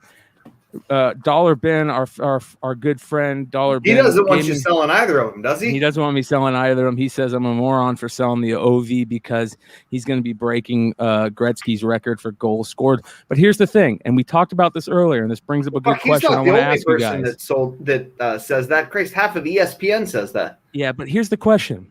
So he's not going to be able to break it for another 3 to 5 years, okay? Do you wait to sell that card thinking that, hey, if he breaks it in 3 to 5 years, it could be $100,000 plus? Or do you sell it now knowing you might be able to get 25 grand for it? Because here's my thoughts. My thoughts, I'm selling it now because 1, I could be dead in 3 years. 2, the market could drop in 3 years. 3, he might not hit of Gretzky's record, right? And right now, 30 grand is fucking crush Gretzky's record unless he gets hit by a car. Well, you got to remember how old the guy is, and he plays one of the toughest sports to play behind football. So, and he's a power forward, not a forward. That motherfucker's a power forward. So, like, what do you guys do? Do you guys take a chance? Well, what's his current contract? Well, he'll stay with Washington his whole career, but people are saying he's going to play another 5 years, and he only needs, so he's been averaging 40 goals a year, right? So let's take a look at where he's at. So he's unrestricted this year. It looks like. So likely he's going to sign another 3 to 5. Yep. So, I mean, yeah, his Gretzky's record's gone. It'll be gone. So for right now, he's got 730 goals. Okay. Damn. Yeah. And he's age 35. So Yager's still playing, and Yager's superhuman, and he's from Russia too. So, those Russian hockey players are superhuman. So, he's got, so what's Gretzky's, record? 880 something. Let's take a look at what Gretzky's record is. So Gretzky's record is, why don't they show it when you look at it? I'm sure people are yelling at me. And by the way, I know you guys didn't see the $3.75 million Wayne Gretzky rookie on the show for a reason, because I don't want to fucking cry. All right.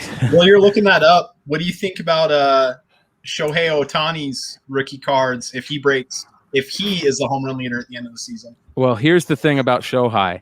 I opened a box of 2018 Bowman baseball jumbos on this channel, and our buddy Vinny Kumar bought in on the break, and I pulled a 1 in 50 Shohei Ohtani rookie gold autograph, and I had to send it to him. And at the time, this was like a year and a half ago. It wasn't worth as much as it is now, but that card could be a $10,000 card right now. And you're 100% right. I was going to say, it was about $2K when you sent it. It was about probably 4K. Oh, was it more? Yeah. Okay. But I agree. Shohei is, he's a pitcher that can throw gas, and he's a stud baseball player that drops bombs. If he can stay healthy, he's the number one card in baseball right now, right? I mean, Shohei Ohtani rookies. So it's like fucking the second coming of Babe Ruth. Yeah. All right. So here we go, guys. So here is the question. So Wayne Gretzky. We've got 100. He's got 894 goals. So Ovechkin is at 730, and he's been averaging, well, in a full season. See, you got to remember, he hasn't been playing full seasons the last couple years because of COVID. So he really got screwed by that. So he's 150 goals behind. 160 goals, 165 goals behind. So if he averages 40 a year like he was, he needs 4 more years to do it. So can Ovechkin play at a high level for 4 more years? It's fucking intense. The other thing to consider, though, too, is he has had a couple of light years, and what does that do age-wise? Yep. Does that give him an extra 2 years on the back end? I hope so. God, I'm an Ovi fan. I'm a huge Ovi fan. I think he's the prototypical hockey player was until Connor McDavid came out. But he's so strong. He's like a Gordie Howe to me. Super strong, super physical. Has a sick shot. point shot is like ridiculous. I mean, even they know the OV shot is coming and they still can't stop it.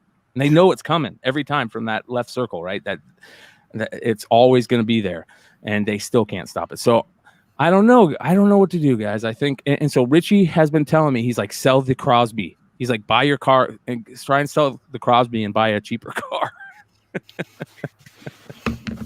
So, hey, cards you guys are selling. Cards are selling. Gretzky's uniform says Gretzky's records was considered untouchable. He might, but it's not better than 50 and 50. You're right. The Gretzky 50 and 50 is 100% untouchable. Nobody will ever score 50 and 50 again. People are calling Connor McDavid amazing because he scored 100 points in 50 games. Gretzky scored 50 goals in 50 games. Didn't Brett Hull do that? Brett Hull did do it. You're 100% right. Brett Hull did it 50 and 52, yeah. But that was back again when... I secretly know things about sports. Don't ever tell anyone. Yeah, that was back when goalies didn't know how to play goalie. No? Have you guys ever seen how goalies used to play like Patrick Waugh and Martin Brodeur? They would stand up. Wait a second. Hold on. Time out. Hall played against both of those two goalies. Yeah, but still, when Hull was smoked, if we look at Hull's stats, like this is crazy. Let's take a look at Brett Hull's stats. See what I've started. And let's look at his stats from year by year of his goals, right? And see if they went down. So here, this is when he scored 86 in 90-91, 70, 54, 57, 29, 43. So you can see they start dropping 30s, because the goalies started getting better.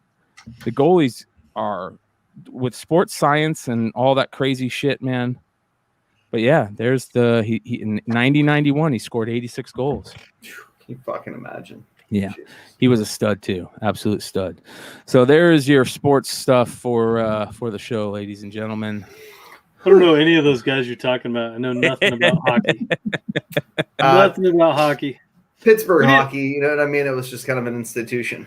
Yeah, Oregon, we never had hockey. Yeah, but now you got the Seattle Metropolitans up in that area that people can start rooting for. They're going to start playing next year, right? And the Mighty Ducks. No. I worked with. I do know the Mighty Ducks. I worked with a Canadian for 3 years, so that's all my hockey knowledge is based on that. Yeah, Gretzky did 50 and 38. Thanks, Miguel. 50 and 38. It's fucking unbelievable, dude. 5 goals in the 39th game. Wow.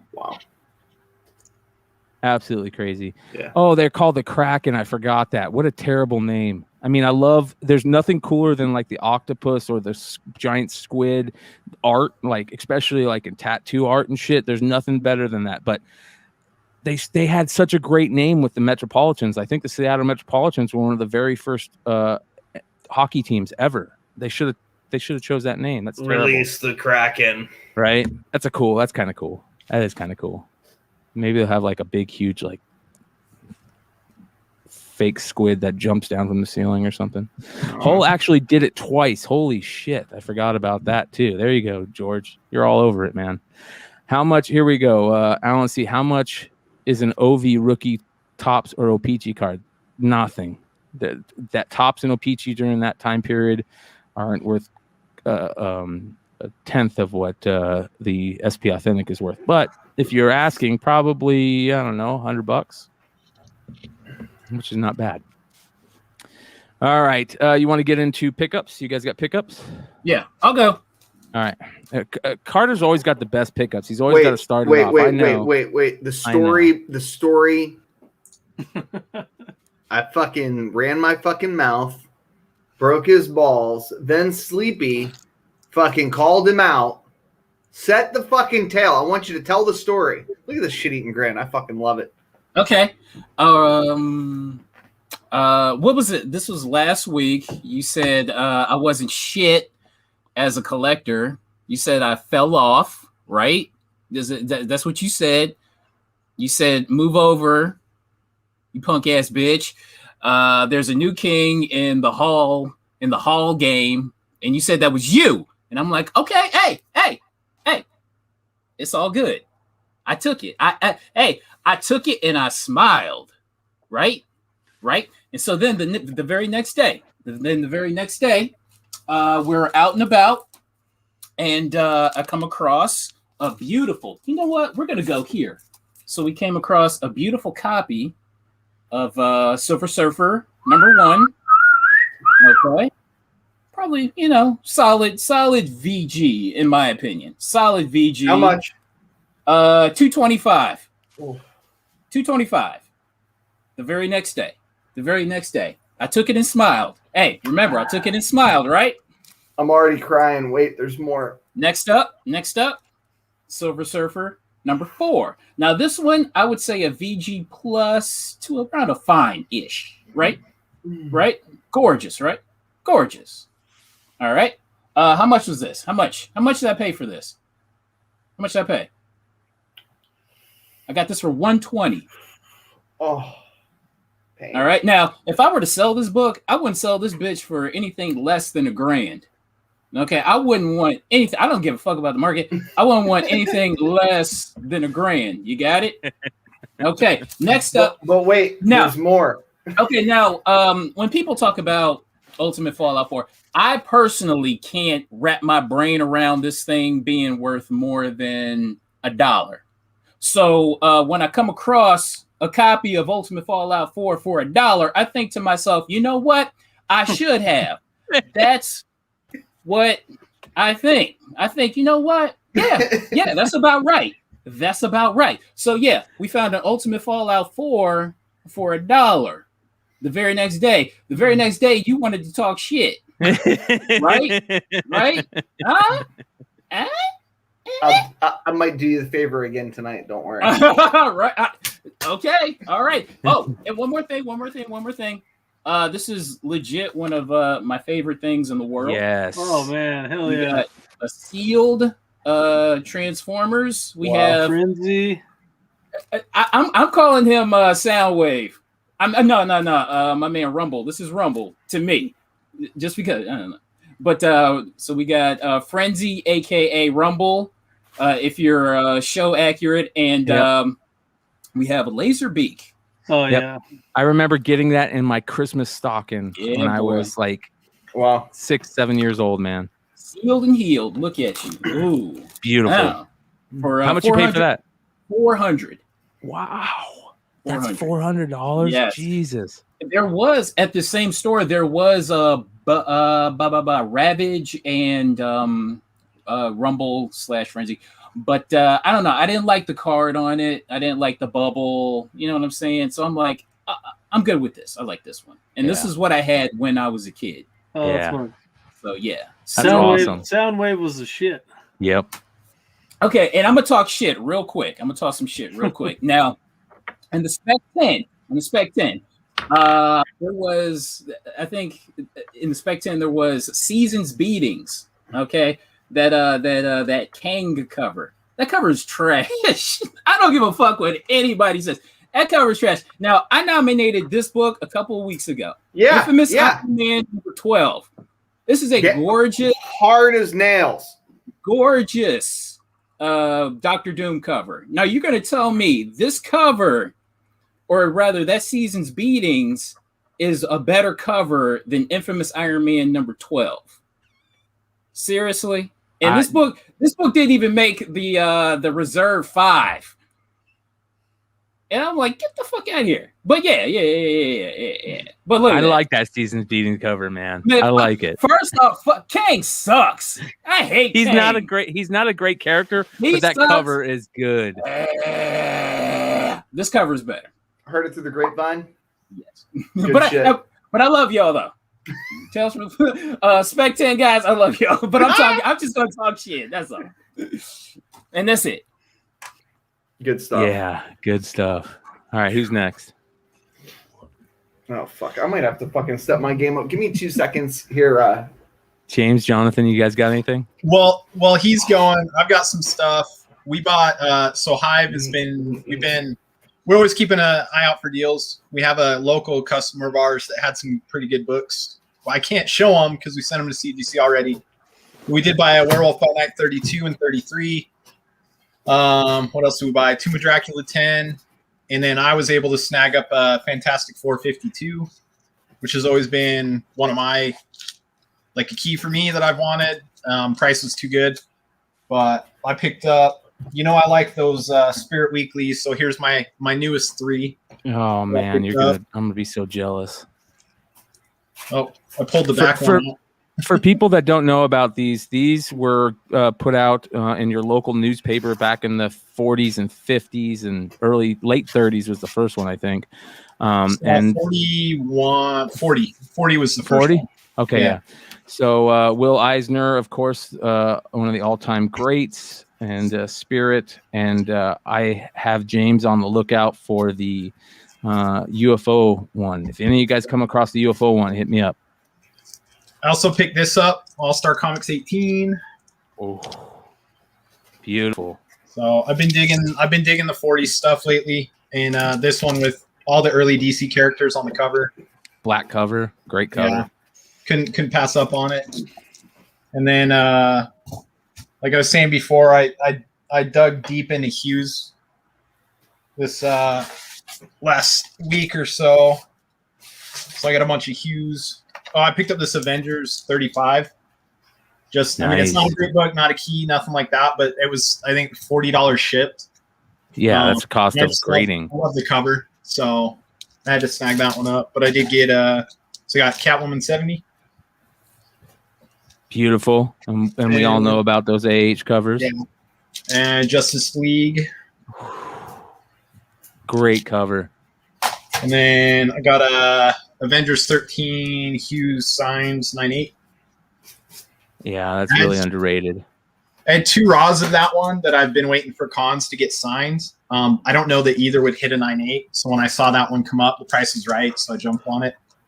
And then I got this. This isn't Hughes, but I got a Thor one. This is a variant.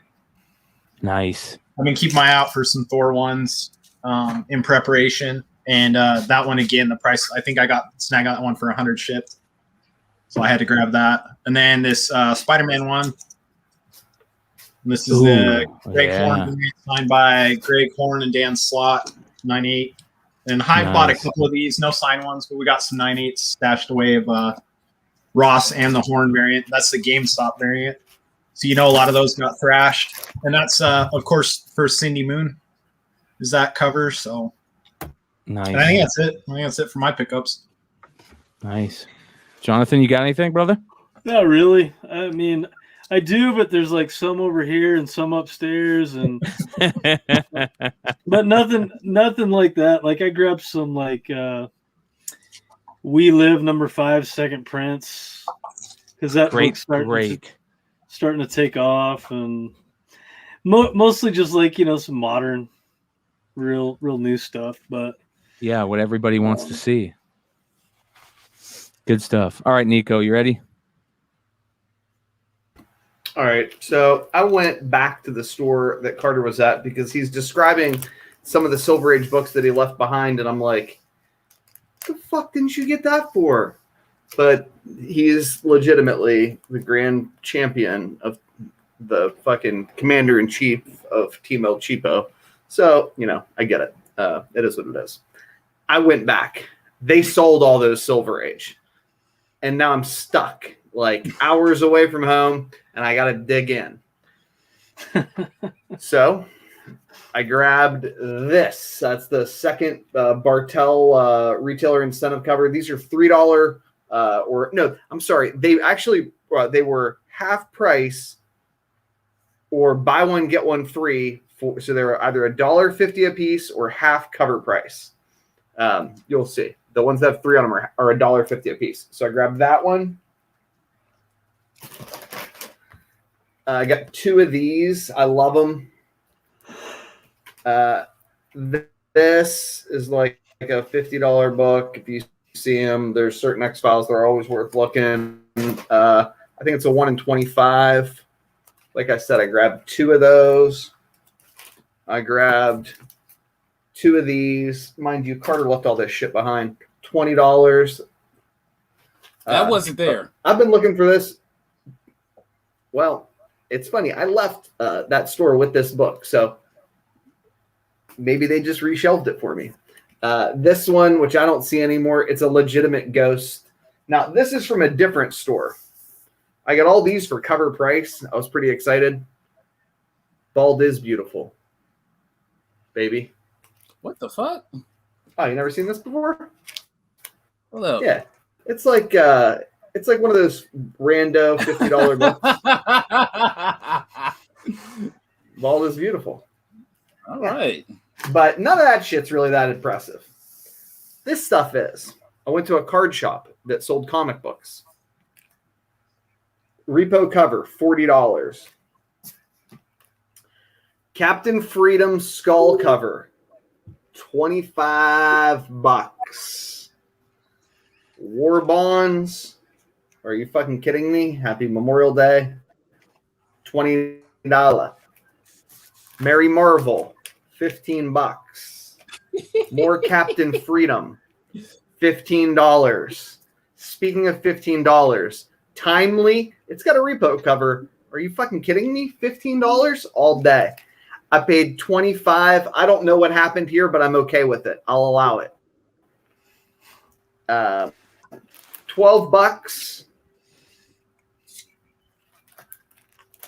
$10. And a Finsky.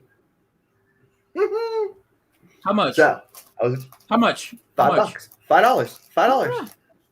Yeah, like $5. I was like, all right. Yeah, so that's all she wrote. It was great. I was so excited. Done and done. Not bad. Thank you, sir. All right, so I'll end it with a couple things here. This right is a couple of things that I got at the house. So I picked up this Unleashed Asajj Ventress. Oh, cool. I think it really, That's gorgeous, dude. yeah, it is. It's really nice. This one is one people Is she don't really know coming? about. Are they going to put her in Obi-Wan? Of course, if Dirge is God, I coming, she's fucking hope coming, so, dude. dude. So a lot of people don't know about this one. They call this one the perky variant. Back in the day, when it first came out, it sold for quite a bit. That's why they call it the perky variant. There, like I mean, Natalie. literally. Yep, Natalie Crazy Portman. bitch. Yeah. I fucking love her. God, she's hilarious and a Harvard grad and a smoke show and cool as they come. And was in Star Wars. We should all be buying Thor. We'll all regret it. I picked this up for $15. It was the reason why I picked it up is because I knew I could sell it for $80 because I sold one the week before or a month before for $80. This is the 12-inch Grievous. So unfortunately, the other lightsaber always falls off in the back. So even the one I had before had it fallen off, but still nice. And then the big guy.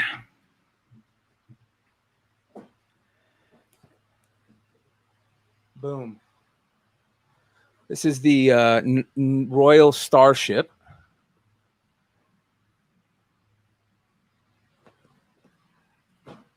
And it's super rare. The Naboo Royal Starship. It sells for anywhere from like $250 to $350, and it's never been opened, never been played with. And I bought it for $100. So, Damn. yeah. And two other figures that I picked up. I picked up a Admiral Thrawn figure from the Expanded Universe run back in '98 or '99. And a figure a lot of people don't know about, but I've talked here before, the Boba Fett half circle variant, where the circle on his hand is there's only half of it, or there's a negative space down the middle, which is still pretty tough to find. And I found that carded also for $5. So shout out to all the comic fans or the toy fans out there. So that's Royal Starship is super hard to find, and they had it all. They had Millennium Falcons, multiple ones, super cheap. So all right, there we go. I want to remind everybody to make sure to hit that like button, hit that subscribe button, and do yourselves a favor. Go to hive-comics.com and put them on your favorites. Trust me, you guys will enjoy that. And make sure to give them a follow on IG. Buy some great books. If you guys like John Gallagher and Alan Qua and Stan Yak and just really good artists and really good compositions, make sure you guys go check them out. Anything else? Take yourself off mute, brother.